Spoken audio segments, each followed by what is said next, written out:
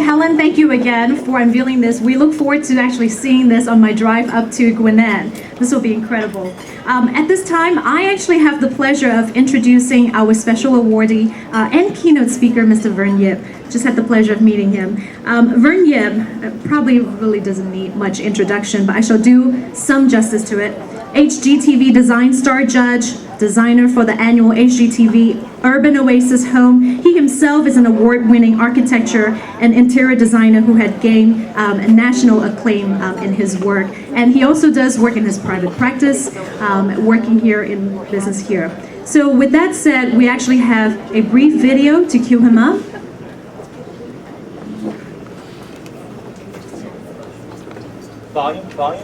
You may recognize him from TLC's Trading Spaces and several HGTV shows, including Deserving Design, Bang for Your Buck, and HGTV Design Star, where he's been a judge for 7 seasons. And Vern Yip. You've missed in a can't-miss room. I'm so embarrassed for you. That is fantastic. But when he's not on TV, Vern spends a lot of time on community service, something his Chinese immigrant parents instilled in him. You really do get a lot from being a U.S. citizen, and they were always so grateful for that and always wanted to encourage me to give back to this great country that has given us so much. So from a very, very early age, you know, always making sure, whether it was volunteering to mow the neighbor's lawn because she was too old to mow it, or if it was, you know, raising money for a good cause, you know, it was always something that was part of my life.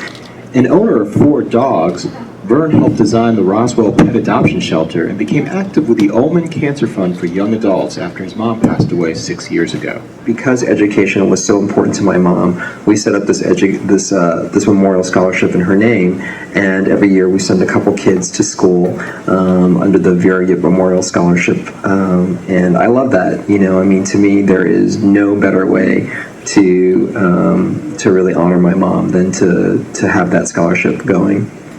But his biggest commitment is to UNICEF, which provides services to children and mothers in developing countries that has saved millions of lives over the years. Since 2009, he has designed the ballroom for UNICEF's biggest fundraiser, the Snowflake Ball in New York City, and was named a UNICEF ambassador in 2010. I started with the organization several years ago.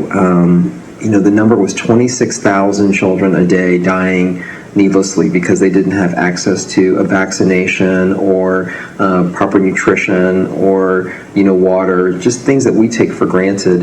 And just in the 3 to 4 years that I've been with UNICEF now, I've seen that number go down to 21,000, which is incredible. I mean, that's 5,000 additional children every day who get to live, who aren't dying needlessly. Over the past week, Vern flew out on his first UNICEF international mission trip to Mongolia. He returned this morning.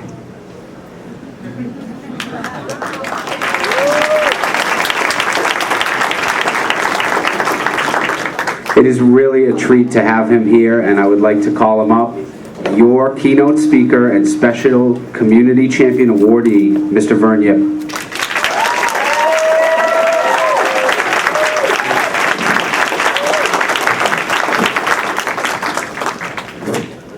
Thank you so much. This is such a huge honor.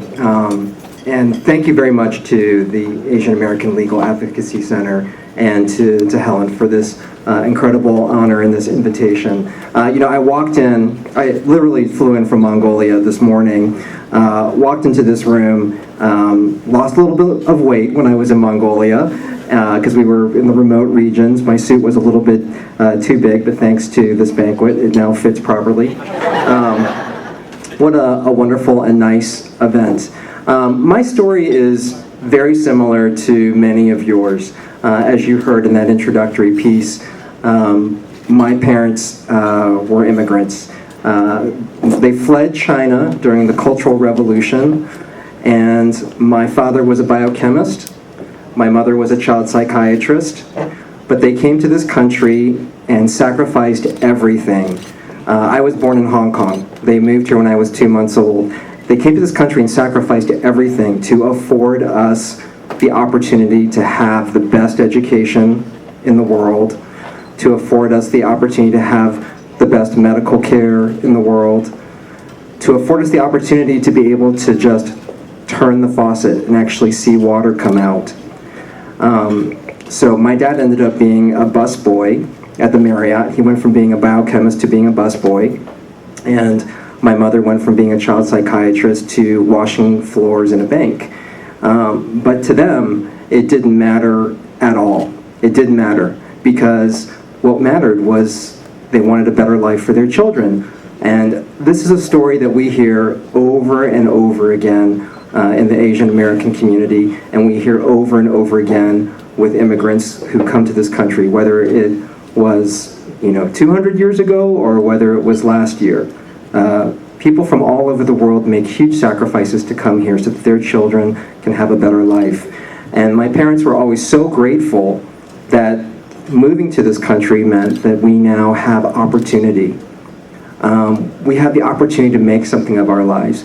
You can do anything that you want with your life in this country, and you can't really say that almost anywhere else. And so my mother and father always said to me, it's your duty to give back. It's not an option. It's something that you should do because you're an American, and this country has given so much to us as a family and so much to you. You need to give back. And I'm always very, very grateful that they instilled that in me, and I know that that is also instilled in many of you. Now, I have something very exciting to tell you. This past week when I was in Mongolia, we were in the remote regions of Mongolia visiting what is just unimaginable. These children suffer from malnutrition. They endure conditions. They go to school every day, starting at 6 years old. Many of them leave their parents' homes, and they have to stay in a central school because Mongolia is such a large, vast country, and it's a nomadic culture. So in order for them to have an education, these children move to a dormitory at 6, and they live away from home for 9 months of the year. So they have no mother and no father to attend on a daily basis. They live in dormitories that have no heating, and it gets to minus 40 degrees below zero. They have to actually cross, in many situations, in all situations across most of the rural portions of Mongolia, they have to use the bathroom outside. They have to cross a field that is half a football field long, is what I saw, to use a hole in the ground with no light. Can you imagine a 6-year-old having to do that on his or her own? But yet, you will not meet happier children. They are so grateful that they have this opportunity to have an education, to be able to go to school, and UNICEF is working tirelessly to ensure that their conditions improve. We are working specifically in the Mongolia region to install bathrooms, to be able to allow these children to wash their hands, to take a shower, to use the toilet without having to get up in the middle of the night in minus 40-degree weather and cross in the dark to a hole in the ground.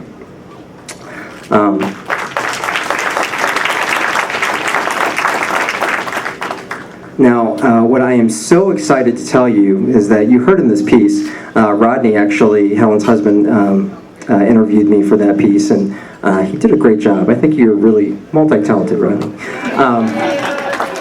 I know. Helen deservedly gets a lot of credit and attention for this. I mean, this is a huge effort, but she's got another half, too. When Rodney interviewed me for this piece, I said in this piece that 26,000 children a day die needlessly from something that's preventable. And that's when I started with UNICEF. And in the time that I've been working with UNICEF, I have seen that number go down to the point where when Rodney interviewed me, that number went down to 21,000 children a day dying needlessly from something that's preventable, like a vaccination that cost pennies, because they don't have access to water. Fundamental, basic things that every human being should have. My last day in Mongolia, which was yesterday, I was riding in the car to the airport, and a UNICEF just announced that number has now gone down to 19,000 children a day. So that brought the biggest smile to my face. You cannot imagine. That's 2,000 more children a day who are going to be with their parents and sleeping in bed with their family versus, dying from something preventable. So, I have seen how being philanthropic and how dedicating your time and your efforts and your service to something, that philanthropic can be such a positive force in our society. And I so appreciate, being asked to come speak to you tonight about this. I know that if we pull together our abilities and our talents, we can definitely get that number of 19,000 children a day down to 0. Thank you so much for this opportunity. I really appreciate being asked to come speak to you tonight. Thank you.